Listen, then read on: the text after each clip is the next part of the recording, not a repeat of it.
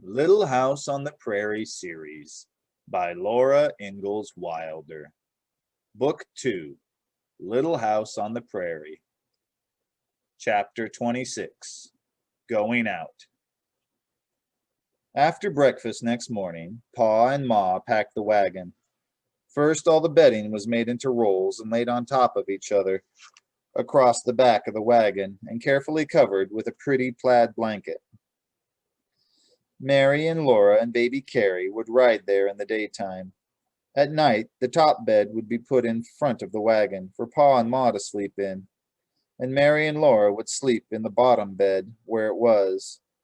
Next, Pa took the small cupboard from the wall, and in it Ma packed the food and the dishes. Pa put the cupboard under the wagon seat, and in front of it he laid a sack of corn for the horses. "It will make a good rest for our feet, Caroline," he said to Ma. Ma packed all the clothing in 2 carpet bags, and Pa hung them to the wagon's bows inside the wagon. Opposite them he hung his rifle in its straps, and his bullet pouch and the powder horn hung beneath it. His fiddle in its box he laid on one end of the bed, where it would ride softly. Ma wrapped the black iron spider, the bake oven, and the coffee pot in sacks and put them in the wagon, while Pa tied the rocking chair and the tub outside, and hung the water bucket and the horse bucket underneath. And he put the tin lantern carefully in the front corner of the wagon box, where the sack of corn held it tight. Now the wagon was loaded. The only thing they could not take was the plow. Well, that could not be helped. There was no room for it.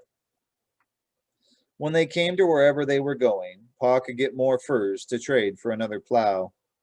Laura and Mary climbed into the wagon and sat on the bed in the back. Ma put baby Carrie between them. They were all freshly washed and combed. Pa said they were clean as a hound's tooth, and Ma told them that they were bright as new pins.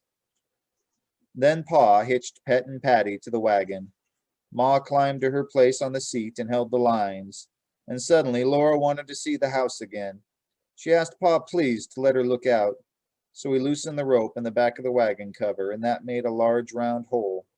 Laura and Mary could look out of it, but still the rope held up enough canvas to keep Carrie from tumbling into the feed box. The snug log house looked just as it always had. It did not seem to know they were going away. Pa stood a moment in the doorway and looked all round inside. He looked at the bedstead and the fireplace and the glass windows. Then he closed the door softly, leaving the latch string out. "Someone might need shelter," he said. He climbed to his place beside Ma, gathered the reins in his own hands, and chirruped to Pet and Patty. Jack went under the wagon. Pet whinnied to Bunny, who came to walk beside her, and they were off. Just before the creek road went down into the bottoms, Pa stopped the mustangs, and they all looked back. As far as they could see, to the east and to the south and to the west, nothing was moving on all the vastness of the high prairie. Only the green grass was rippling in the wind, and white clouds drifted in the high, clear sky. "It's a great country, Caroline," Pa said. "but there will be wild Indians and wolves here for many a long day." The little log house and the little stable sat lonely in the stillness. Then Pet and Patty briskly started onward. The wagon went down from the bluffs into the Wood Creek bottoms, and high in a treetop a mockingbird began to sing. "I never heard a mockingbird sing so early," said Ma, and Pa answered softly, "He is telling us goodbye." They rode down through the low hills to the creek. The ford was low, an easy crossing. On they went across the bottoms, where antlered deer stood up to watch them passing, and mother deer with their fawns bounded into the shadows of the woods. And up between the steep red earth cliffs the wagon climbed to Prairie again. Pet and Patty were eager to go. Their hooves had made a muffled sound in the bottoms, but now they rang on the hard prairie, and the wind sang shrill against the foremost wagon bows. Pa and Ma were still and silent on the wagon seat, and Mary and Laura were quiet too. But Laura felt all excited inside. You never know what will happen next, nor where you'll be tomorrow when you are traveling in a covered wagon. At noon, Pa stopped beside a little spring to let the mustangs eat and drink and rest. The spring would soon be dry in the summer's heat, but there was plenty of water now. Ma took cold cornbread and meat from the food box, and they all ate, sitting on the clean grass in the shade of the wagon.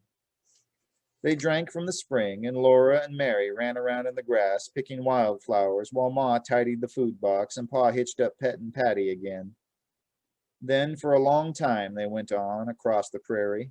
There was nothing to be seen but the blowing grass, the sky, and the endless wagon track. Now and then a rabbit bounded away. Sometimes a prairie hen with her brood of prairie chicks scuttled out of sight in the grass. Baby Carrie slept, and Mary and Laura were almost asleep when they heard Pa said, "Something's wrong there." Laura jumped up, and far ahead on the prairie, she saw a small, light-colored bump. She couldn't see anything else unusual. "Where?" she asked Pa. "There," said Pa, nodding toward that bump. "It isn't moving." Laura didn't say any more. She kept on looking, and she saw that that bump was a covered wagon. Slowly it grew bigger. She saw that no horses were hitched to it. Nothing moved anywhere around it. Then she saw something dark in front of it. The dark thing was two people sitting on the wagon tongue. They were a man and a woman. They sat looking down at their feet, and they moved only their heads to look up when Pet and Patty stopped in front of them. "What's wrong? Where are your horses?" Pa asked. "I don't know," the man said. "I tied them to the wagon last night, and this morning they were gone. Somebody cut the ropes and took them away in the night." "What about your dog?" said Pa. "Haven't got a dog," the man said. Jack stayed under the wagon. He didn't growl, but he didn't come out. He was a sensible dog and knew what to do when he met strangers. "Well, your horses are gone," Pa told the man. "You'll never see them again. Hanging's too good for horse thieves." "Yes," the man said. Pa looked at Ma, and Ma barely nodded. Then Pa said, "Come ride with us to Independence." "No," said the man. "All we've got is in this wagon. We won't leave it." "Why, man, what will you do?" Pa exclaimed. "There may be nobody along here for days, weeks. You can't stay here." "I don't know," the man said. "We'll stay with our wagon," the woman said. She was looking down at her hands clasped in her lap, and Laura couldn't see her face. She could see only the side of the sunbonnet. "Better come," Pa told them. "You can come back for your wagon." "No," the woman said. They wouldn't leave the wagon. Everything they owned in the world was in it. So at last Pa drove on, leaving them sitting on the wagon tongue, all alone on the prairie.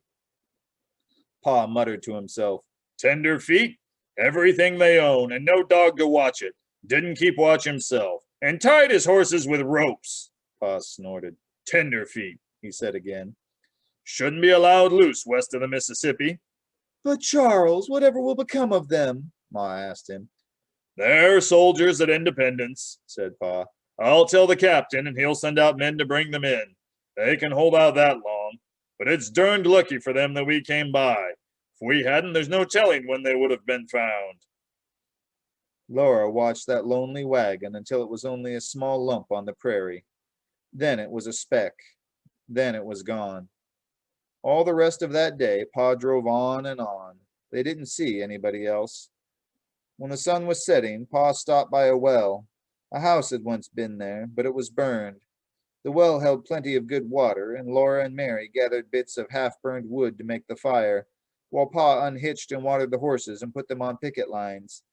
Then Pa took the seat down from the wagon and lifted out the food box. The fire burned beautifully, and Ma quickly got supper. Everything was just as it used to be before they built the house. Pa and Ma and Carrie were on the wagon seat. Laura and Mary sat on the wagon tongue. They ate the good supper, hot from the campfire. Pet and Patty and Bunny munched the good grass, and Laura saved bits for Jack, who mustn't beg, but could eat his fill as soon as supper was over. Then the sun went down, far away in the west, and it was time to make the camp ready for night. Pa chained Pet and Patty to the feed box at the end of the wagon. He chained Bunny to the side, and he fed them all their supper of corn. Then he sat by the fire and smoked his pipe, while Ma tucked Mary and Laura into a bed and laid baby Carrie beside them. She sat down beside Pa at the fire, and Pa took his fiddle out of its box and began to play. "Oh, Susanna, don't you cry for me. the fiddle wailed, and Pa began to sing.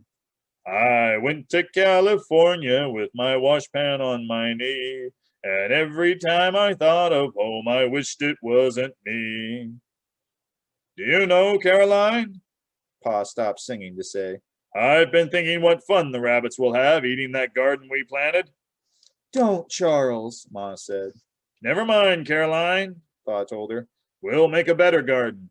Anyway, we're taking more out of Indian territory than we took in. I don't know what, Ma said, and Pa answered. Why, there's the mule. Then Ma laughed, and Pa and the fiddle sang again. In Dixieland I'll take my stand, to live and die in Dixie. Away, away, away, away, away down south in Dixie. They sang with a lilt and a swing that almost lifted Laura right out of bed. She must lie still and not wake Carrie. Mary was sleeping too, but Laura had never been wider awake. She heard Jack making his bed under the wagon. He was turning round and round, trampling down the grass. Then he curled into that round nest with a flop and a sigh of satisfaction. Pet and Patty were munching the last of their corn, and the chains rattled. Bunny lay down beside the wagon. They were all there together, safe and comfortable for the night, under the wide, starlit sky. Once more, the covered wagon was home.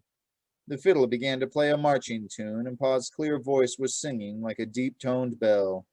And we'll rally around the flag, boys. We'll rally once again, shouting the battle cry of freedom. Laura felt that she must shout too, but softly Ma looked in through the round hole in the wagon cover. Charles, Ma said, Laura's wide awake. She can't go to sleep on such music as that. Pa didn't answer, but the voice of the fiddle changed. Softly and slurringly, it began a long, swinging rhythm that seemed to rock Laura gently. She felt her eyelids closing. She began to drift over endless waves of prairie grasses, and Pa's voice went with her, singing, Row away, row o'er the waters so blue, like a feather we sail in our gum tree canoe. Row the boat lightly, love, over the sea. Daily and nightly I'll wander with thee. Thus ends Book 2 of the Little House on the Prairie series, Little House on the Prairie. Join us next time for Book 3, Farmer Boy.